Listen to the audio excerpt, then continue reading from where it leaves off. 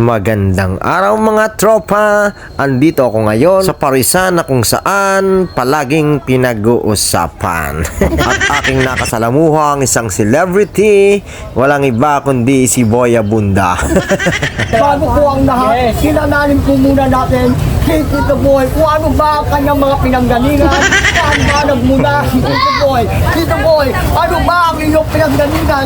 Saan ka ba nagsimula? Grabe, nagsimula ako sa walang-wala pero ngayon umaangat ako unti-unti. Dati ako hinihila akong pababa pero dati lumuhod ako, dumapa. Dati lumuhod ako, dumapa. Hindi tumihaya, lumuhod at lumapang. Narito na ang inaabangan live! Tito Boy! Magandang hapon po sa inyong lahat. Yes, Mama!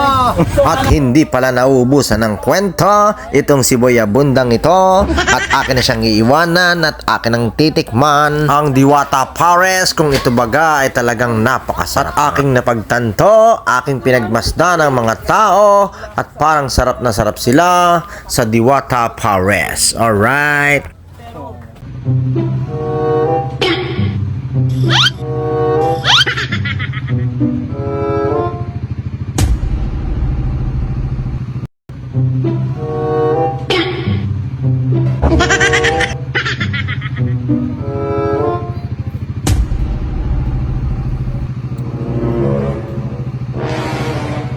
At sa haba ng pila at sa rami ng tao, ako'y naengganyo na rin na tumikim ng kanyang pares.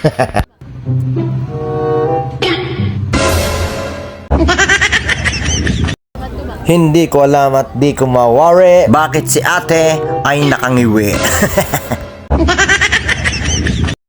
Hindi ko alam at di ko mawari bakit nakangibit ang ating kumare. At eto, papunta na ako sa pila. Tingnan ko na, ang daming laman, ang daming karne. Libre ang soft drinks dito.